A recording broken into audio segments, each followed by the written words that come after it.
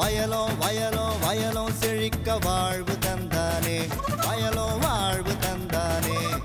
அட பொன்னா விளையோ பூமிக்கு நல்ல விவரம் தந்தானே, உழவனின் உறவா வந்தானே.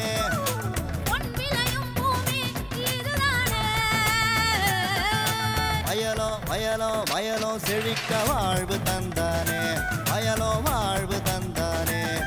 அட பொன்னா விளையோ பூமிக்கு நல்ல விவரம் தந்தானே, உழவனின் உறவா வந்தானே. தந்தன தந்தன தன தந்தானே, மண்ணளம் பொங்கிட துணை வந்தானே. தந்தன தந்தன தன தந்தானே, மண்ணளம் பொங்கிட துணை வந்தானே. மாத்தி யோசிச்சங்க. கிருஷ்ணகிரி மாவட்டம் தேன்கனி கோட்டை வட்டாரம் கடல் மட்டத்திலிருந்து 780 அடி உயரம் கொண்ட சிறப்பான மண்வளம் கொண்ட பகுதி. தமிழ்நாடு அரசின் தோட்டக்கலைத்துறை தேசிய தோட்டக்கலை இயக்கத்தினை செம்மையாக செயல்படுத்தி வருவதற்கு அத்தாட்சியாக இருப்பது எச் செட்டிப்பள்ளி கிராமம். ஜெர்மனி, பிரான்ஸ் போன்ற மேற்கத்திய நாடுகளுக்கு மருத்துவ குணம் கொண்ட பயிர்களை தேசிய தோட்டக்கலை இயக்க திட்டத்தின் மூலம் உயர் தொழில்நுட்ப பசுமை இல்லத்தில் விளைவித்து ஏற்றுமதி செய்யும் விவசாயி SV சீனிவாசுலு அவர்களை சந்தித்த போது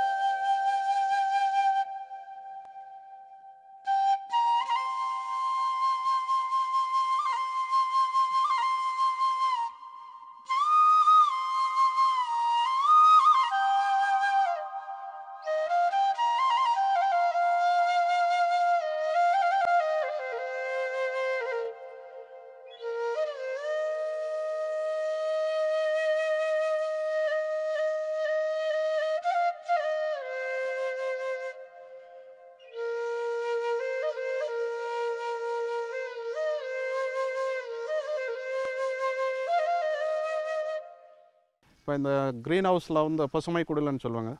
இந்த க்ரீன் ஹவுஸில் வந்து வெங்காயத்தாள், ஆனியன் சைவ்ஸ், அதாவது இது பொட்டானிக்கல் நேம் வந்து ஆலியம் சீனோப்ரோசா ன்னு சொல்லுவாங்க சார். இது வந்து வெளிநாட்டுக்கு எக்ஸ்போர்ட் பண்ணுறதுக்காக நான் க்ரோ பண்ணிகிட்டு இருக்கிறேன். தமிழ்நாட்டில் இந்த வெங்காயத்தாள்னு சொல்லுவாங்க பின்னாடி. இது வந்து நான் தான் ஃபஸ்ட்டு வளர்த்து எக்ஸ்போர்ட் பண்ணி ஜெர்மனிக்கு எக்ஸ்போர்ட் பண்ணிகிட்டு இருக்கிற முதல் ஆள் தமிழ்நாட்டில் நான் தான் இருக்கிறேன். இன்னும் இது வந்து சில மக்களுக்கு நம்ம எக்ஸ்பேன்ஷன் பண்ணால் அவங்களுடைய குவாலிட்டி ஆஃப் லைஃப்பை நம்ம கொஞ்சம் என்ஹான்ஸ் பண்ணுற மாதிரி இருக்கும். இது onion chives sir, common name. Botanical name வந்து ஆலியம் சீனோப்ரோசம்னு சொல்லுவாங்க சார். தமிழில் வெங்காயத்தாள்னு சொல்லுவாங்க. இது வந்து special variety. 3000 ton annual demand இருக்குது சார். இதுக்கு ஏகப்பட்ட டிமாண்ட் இருக்குது ஜெர்மனியில் சார். இதுக்கு அடுத்தது வந்து ராக்கெட்டுன்னு சொல்லுவாங்க சார். இது சலாட் ராக்கெட்டுன்னு சொல்லுவாங்க சார். வைல்ட் ராக்கெட்டுன்னுவாங்க. இதுக்கு இன்னொரு நேம் இருக்குது, அருகுலான்னு சொல்லுவாங்க சார். இது வந்து எகைன் பிஸ்தா, பர்கர் இந்த மாதிரி வெஸ்டர்னைஸ் ஐட்டமில் யூஸ் பண்ணுறேங்க சார். இது அதுக்கு அடுத்தது ரெண்டாவது வந்து சேஜ்ன்னுவாங்க, SAGE sage, salvia officinalis botanical name sir. இது வந்து ட்ரை பண்ணி மசாலா ஐட்டமில் இந்த ITC ஃபுட் கம்பெனி இருக்கு பாருங்கள் சார், அதெல்லாம் பயன்படுத்துறதுக்கு இதை போடலாம் சார். அது கூட நம்ம ஜெர்மனிக்கு எக்ஸ்போர்ட் பண்ணுறதுக்காக தான் போட்டுருக்குறோம். இது ஃப்ரெஞ்ச் டாரகன் சார், பிட்ஜா, பர்கர் இந்த ப்ரிப்பரேஷனில் கார்னிஷிங் த ஐட்டம் அதுக்கு பயன்படுத்துகிறேங்க சார். இது ரோஸ்மேரி ஆயில் எக்ஸ்ட்ராக்ஷனுக்கு இது நல்லா போயிட்டு இருக்கு சார். எகைன் அந்த ஃபுட் ஐட்டம் எல்லாம் கார்னிஷ் பண்ணுறதுக்கு இது நல்லா யூஸ்ஃபுல்லாக இருக்குது சார். இது நம்பர் 4 வந்து பேசில், இது துளசின்னு தமிழில், ஸ்வீட் பேசில். உலகத்தில் இது கிங் ஆஃப் ஹெர்ப்ஸ்ன்னு சொல்லுவாங்க சார். இதுதான் ஆசிமம் பேசிலிக்கம் குலினரி ஹெர்ப்ஸ்ன்னுவாங்க சார். அது குலினரி ஹெர்ப்ஸில் வந்து இது ஒரு கன்சைன்மெண்ட் 1000 கிலோ இருக்குன்னா 700 கிலோ ஆனியன் சைவ்ஸு, ஒரு 100 kilo chase, 100 kilo wild rocket, ஒரு 100 கிலோ பேசில். இந்த 7:1:1:1:10 இந்த ரேஞ்சில் நாங்கள் எக்ஸ்போர்ட் பண்ணிகிட்டு இருக்கிறோம் சார். ஒரு கன்சைன்மெண்ட் தேவநெல்லி ஏர்போர்ட் பெங்களூர் கிட்டே இருக்கிறதுனால நமக்கு இது கொஞ்சம் அட்வான்டேஜாக இருக்குது, இந்த ஹெர்ப்ஸ் எல்லாம் க்ரோ பண்ணி அனுப்புறதுக்கு.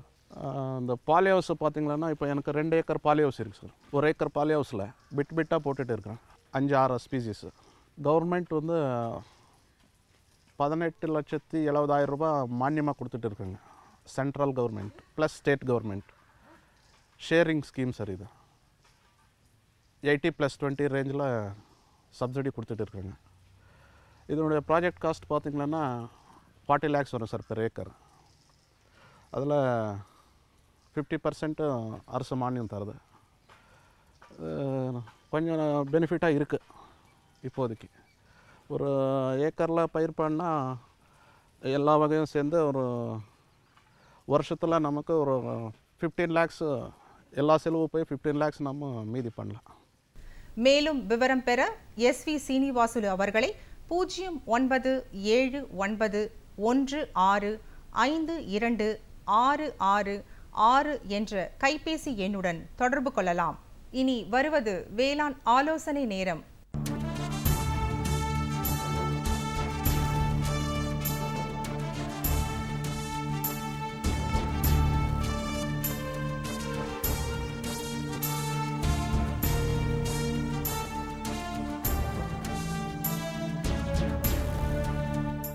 இன்றைய வேளாண் ஆலோசனை நேரத்தில் நன்னீர் மீன் வளர்ப்பு எவ்வாறு என்பதை விவரிக்கின்றார் தமிழ்நாடு மீன்வள பல்கலைக்கழகத்தின் விரிவாக்க இயக்ககத்தின் இயக்குனர் டாக்டர் K. ரத்னகுமார் அவர்கள். வணக்கம் வேளாண் பெருமக்களே. இன்று நமது ஆலோசனை நேரத்திலே பார்க்க போவது மீன் வளர்ப்பு பற்றிய ஒரு கண்ணோட்டம். அதாவது குறிப்பாக நமது தமிழ்நாடு அரசானது நிலத்தடி நீரினை பெருக்குவதற்காக பல்வேறு திட்டங்களை செயல்படுத்தி வருகிறது. அது மட்டுமல்ல, நமது இந்திய அரசு ஒரு இலக்கினை நோக்கி செயல்பட்டு கொண்டிருக்கிறது. அதாவது விவசாய உற்பத்தியினை 2 மடங்காக பெருக்க வேண்டும், அதே சமயத்தில் விவசாயத்தில் கிடைக்கக்கூடிய வருமானமானது 3 மடங்காக பெருக்க வேண்டும். இதனை எவ்வாறு நாம் இந்த இலக்கினை எட்டுவது என்றால், ஆய்வகத்திலே நம் கண்டுபிடிக்கப்பட்ட அனைத்து தொழில்நுட்பங்களும் பண்ணையாளர்களுக்கு சேர வேண்டும். பண்ணையாளர்களுக்கு சேர்ந்தால் மட்டுமே இந்த நிலைமையானது சாத்தியமாகும். அதற்காக நமது தொலைக்காட்சி போன்ற நிறுவனங்கள் சிறந்த பங்கினை ஆற்றி வருகின்றன. அதில் குறிப்பாக ஏன் இந்த மீன் வளர்ப்பினை பற்றி நாம் பார்க்க வேண்டும் என்றால், ஆடு மாடு போன்ற இதர விலங்கினங்களை வளர்ப்பதற்கு 1 கிலோ உயிர் எடையை கூட்டுவதற்கு அதற்கு 3 to 10 கிலோ வரை உணவானது தேவைப்படுகிறது. ஆனால் மீன் வளர்ப்பில் அப்படி இல்லை. 1 கிலோ மீன் உணவு கொடுக்கும் பொழுது அது 1 கிலோ உயிரிடை கிடைக்கிறது. அதனால் பார்க்கும் பொழுது மற்றைய விலங்கினங்கள் உற்பத்தியை விட அதில் மொத்த செலவு, உற்பத்தி செலவில் 50 to 70 விழுக்காடு வரை உணவுக்காகவே செலவிடப்படுகிறது. ஆனால் மீன் உற்பத்தியில் 10 to 20 விழுக்காடு மட்டுமே உணவுக்காக செயல்படுவதால் நமக்கு அதிக அளவு லாபமானது கிடைப்பதற்கு வாய்ப்பு இருக்கிறது. அது மட்டுமல்ல, அரசானது பல்வேறு திட்டங்களை செயல்பட்டு வருகிறது. குறிப்பாக உள்நாட்டு மீன் வளம் பெருகுவதற்காக பண்ணை குட்டைகளை அமைத்து கொடுக்கின்றது. இந்த பண்ணை குட்டைகளுடைய நோக்கம் என்பது ஒருங்கிணைந்த மீன் வளர்ப்பு, ஒருங்கிணைந்த விவசாயமாகும். அதாவது இந்த விவசாய பெருமக்கள் அவர்களுடைய விளைநிலங்களிலே ஒரு 1000 சதுர மீட்டர் அளவிற்கு நீர்ப்பரப்பினை உருவாக்கி இது இலவசமாகவே அரசாங்கம் உருவாக்கி கொடுக்கின்றது. அந்த பண்ணைகளிலே மீன் குஞ்சுகளை கூட 50 விழுக்காடு மானியத்திலே கொடுக்கின்றது. அதை தவிர மீனை வளர்ப்பதற்கு தேவையான மேல் உணவு போன்ற பொருட்களையும் இடுபொருட்களையும் தருகிறதால் இந்த மீன் வளர்ப்பினை அவர்கள் இந்த பண்ணை குட்டைகளில் ஏற்படுத்தும் பொழுது கண்டிப்பாக 13,000 18,000 வரை லாபமானது பெறுவதற்கு வாய்ப்புகள் இருக்கின்றன. ஏன்னா ஒருங்கிணைந்த பண்ணை என்பது அந்த மீன் வளர்க்கக்கூடிய குளங்களை சுற்றி நமக்கு ஆடு மாடு போன்றவற்றுக்கு தேவையான தீவன பயிர்களை வளர்க்கலாம். மேலும் மாட்டிலிருந்து கிடைக்கக்கூடிய சாணங்களை அதற்கு உரமாக பயன்படுத்துவதன் மூலம் மீன் உணவு உற்பத்தியை பெருக்க முடியும். அதனால் அதோட செலவு குறைவாக ஆகிறது. அது மட்டுமல்ல, இந்த மீனை விற்ற பொழுது அதில் கிடைக்கக்கூடிய அந்த கழிவு பொருட்களை பயிர்களுக்கு இடும் பொழுது பயிர்களுக்கு நல்ல இயற்கை உரமாக செயல்படுவதால் கண்டிப்பாக பயிர்களுக்கும் தேவையான இடுபொருட்களுடைய அளவானது குறைகிறது.